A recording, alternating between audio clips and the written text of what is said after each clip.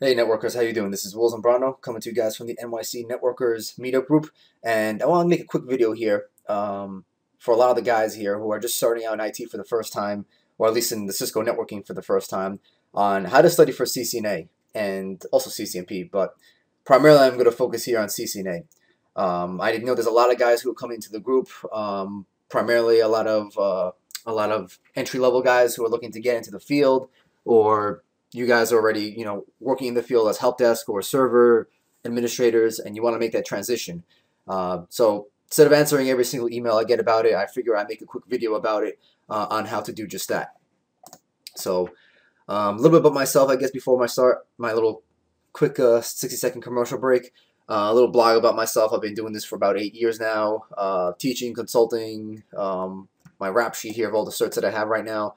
But also, more importantly, there's some links here to a couple of resources that we have available to the group, which you can click on the video here. I'm going to have a little hot link on the video to our YouTube page where we have pre-recorded videos on there, our website, and also the Meetup group page as well on all the next upcoming events that we will be having. Also, my contact information is down here as well for you guys. Okay. So actually, I'm not going to go through the whole entire thing here. I'm just going to go through the first two just to keep the video short. Basically, the wrong, and the right way to study, at least in my experiences. I'm a CCSI instructor, Cisco Certified System Instructor. So I've been inside and outside of the classroom. So through my years of doing this, I can give you guys a heads up as to, in my opinion, the best way of going about the certification. So one of the wrong ways, or a couple of the wrong ways of doing this, is having zero experience. So, and this is something that's kind of hard to get around the first time you're doing this, which is one of the reasons I created this group in the first place, about 3 years ago, is going in blindly into something. It's really, really tough if you're not sure what you're doing, if you're not sure, should I buy this, what book should I read, what topics am I, if I'm having trouble with the topic, it could be something as simple as I'd have to ask a quick question to somebody. So this will make things much easier, having this group available to you guys coming in. We also have a mailing list for the group, so if you guys have questions, or you can shoot it out to the group or to myself or to one of the organizers, and we can help you out with that. But that's basically kind of the unfortunately, a lot of the guys who start off do it the wrong way of having the zero experience of not having anybody to bounce ideas off of, which is pretty tough. And one of the other ways that having zero experience also hurts you is if you have no physical or no actual real world experience. Now, if you're trying to get into the field, this is kind of hard to get into. I mean, I came from that background as well, where I was pretty much not in the field of Cisco at all, and I was starting from the ground up. I knew nobody in the industry aside from a couple of Google pages or whatnot.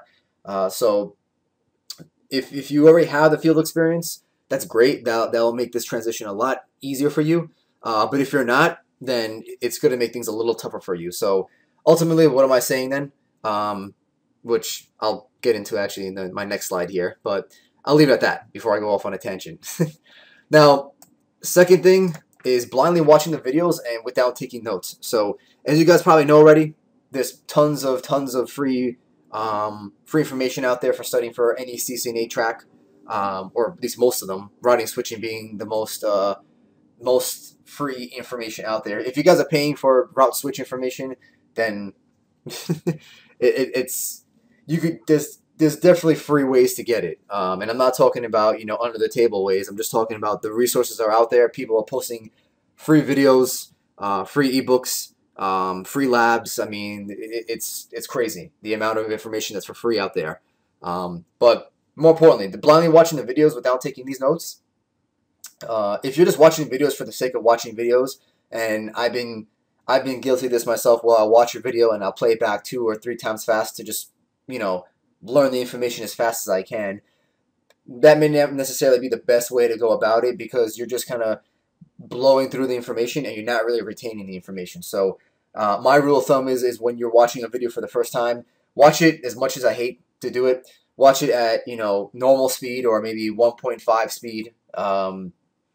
Or if you do, take notes, pause the video, take notes. even if it's something stupid that you know that you're gonna know, write it down anyway. It's because it helps you retain the information a little better than you just watching a video once. So that's one of the wrong ways to do it. The wash, rinse, and repeat method, I'll get back to. That's actually, this shouldn't be there. That should be the next slide. Anyhow, reading the book without proving the book.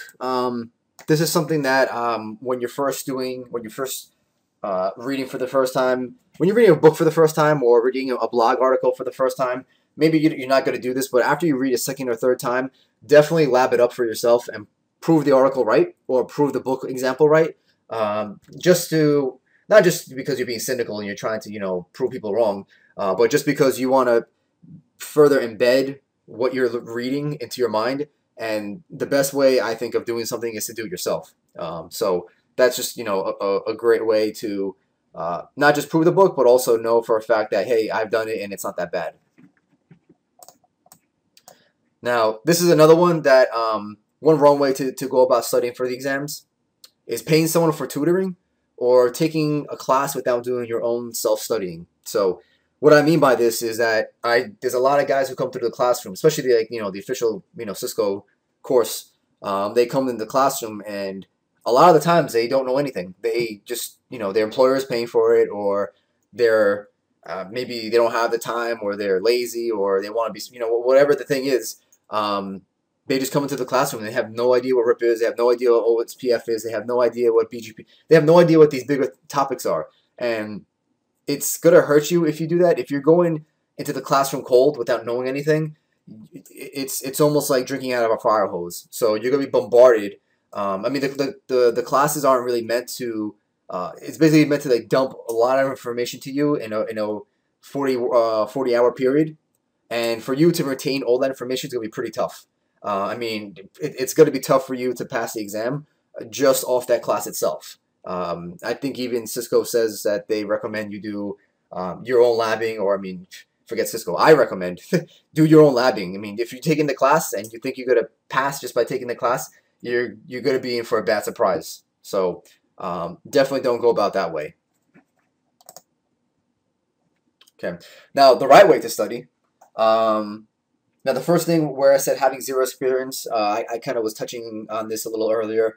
Hands-on experience, of course, is best. Apply for IT jobs, network, and when I say network, I mean human networking. I mean get out of your man cave and go out, venture forth into wherever city or place you're in, and try to find people with similar interests.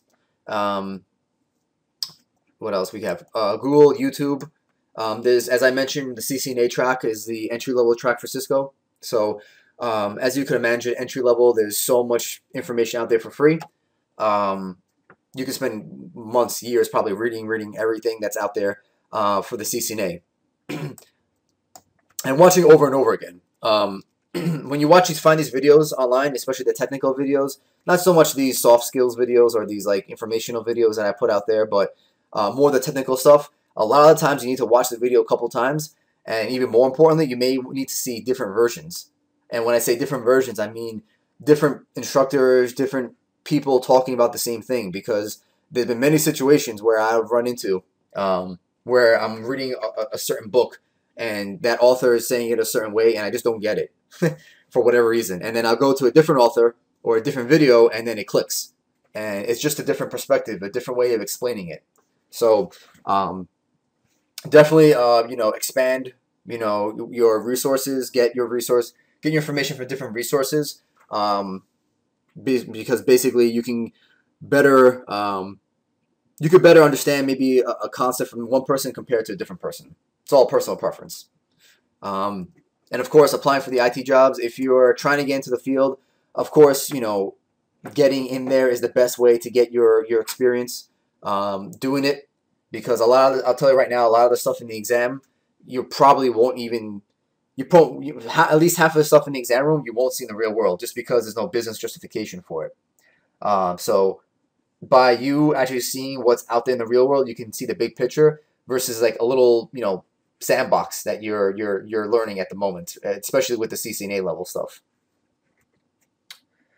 What else we got here? Blindly watching videos and taking notes. Now, as I was mentioning before, the rinse. Oh, this is where the rinse and repeat method comes in, which I've also dubbed the PB&J theory, or the peanut butter and jelly theory.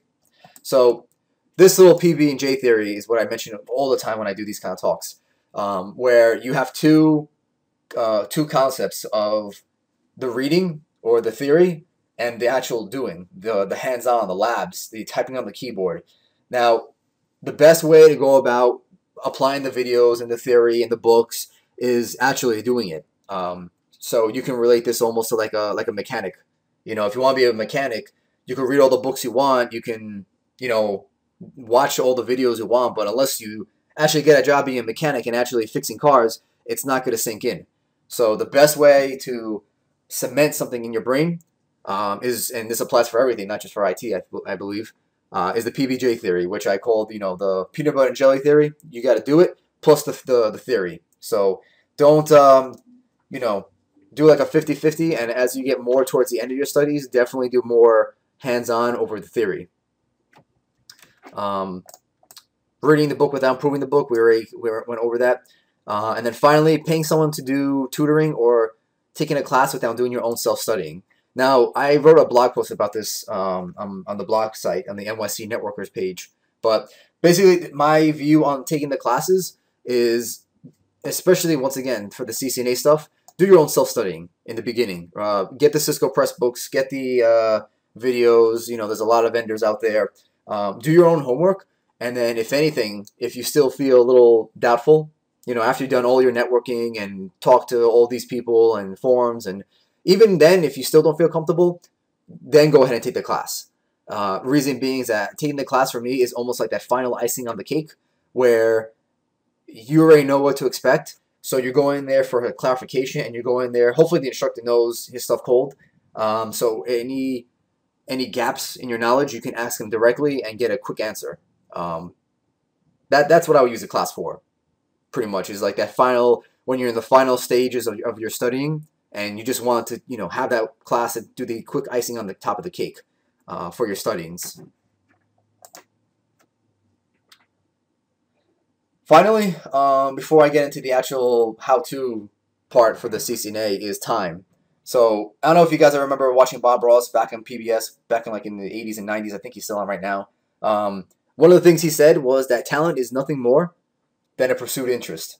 So you, in the beginning, you may feel overwhelmed. I mean, I'm sure I definitely did when I first got into the Cisco stuff.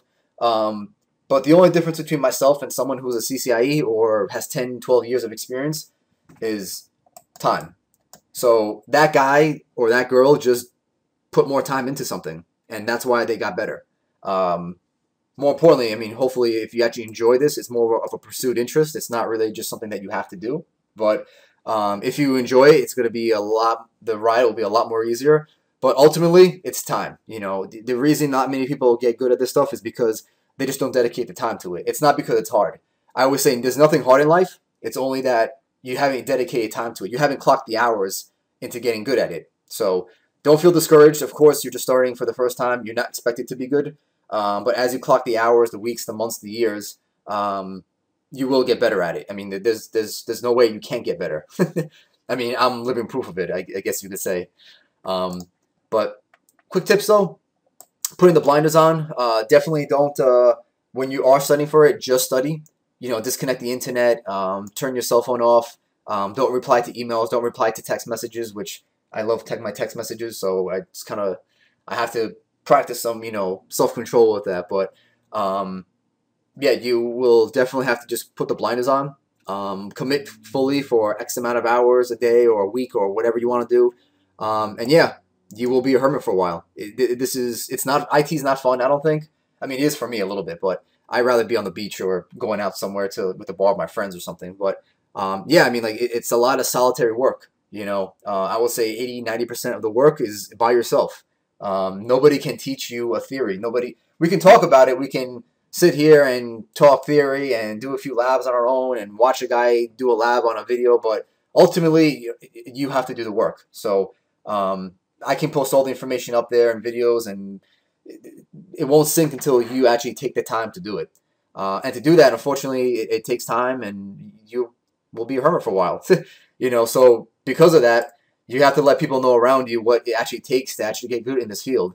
And not many people get it. I mean, I know a lot of friends who they're saying, well, you have a job already. Why are you studying? And I mean, me going for my CCNE, of course, it takes a lot of time. And people think studying, they think, oh, you got to study for a test. You study for a few months and you're done. Maybe for a CCNA, it could be the case. But once you get higher up there with the MPs and the IEs and all these other certs, it takes a lot of time, which if you're not in IT, many people don't understand. So definitely sit them down and go over that. Also, surround yourself with like-minded people. One of the reasons also this group is pretty helpful is because you get surrounded with just IT networking professionals. A lot of us have been there and done that. And it also helps too to kind of talk and bounce ideas off of somebody, whereas, I've personally, it's helped me as well, where I'm bouncing ideas off of somebody, and it's not necessarily technical. We're not here to say, hey, configure this for me, because that's not the point of the group. It's more of, give me the theory, or give me the high-level view, or can you get a second pair of eyes, take a look at this config, what could be, is there a better way to do this, that's the kind of stuff that I'm talking about, and that's where the whole human networking comes into play, and that's why I really enjoy the face-to-face meetups, is because you get that connection a lot better than the webinars. But definitely either way, whether it be online or in person, surround yourself with these similar like-minded people.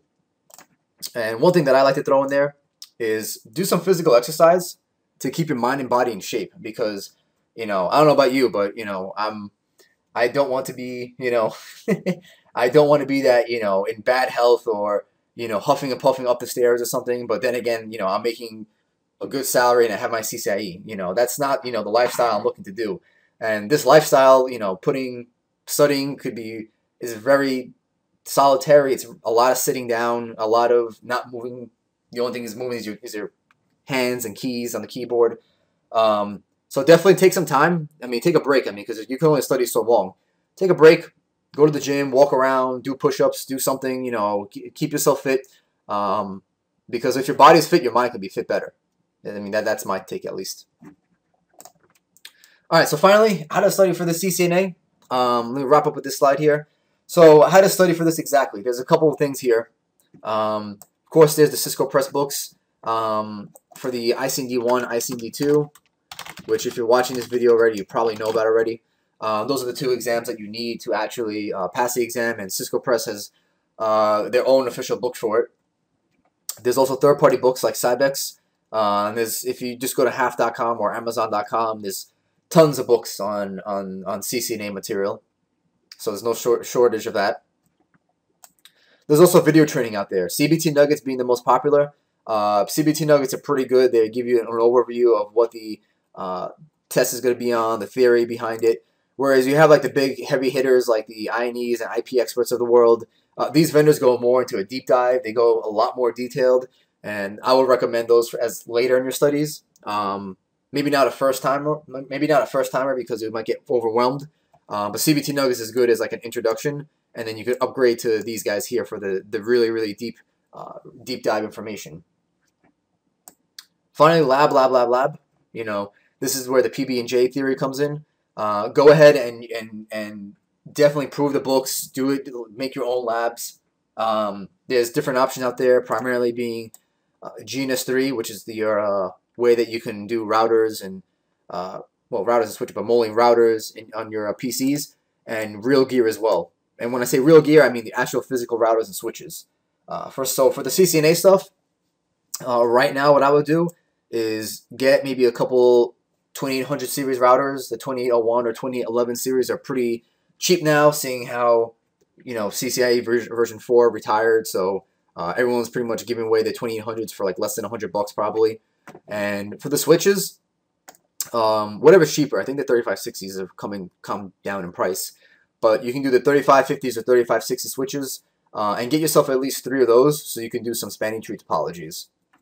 And finally, once again, classes should be just the icing on the cake. If you feel you need more information or you want more of some help on that, you can do the classes. I don't really recommend the classes unless, like I said, you need that icing on the cake. But if you have the discipline and the mentality, you can really pass CCNA without the class. But You didn't hear that from me. Anyhow, that's it. That's it for this this video here. I want to keep it under 20 minutes. Anyhow, there's my information. Like I said, once again, our meetup page. Any questions, comments, feel free to get in touch with me. And I hope to see you guys at a future meetup.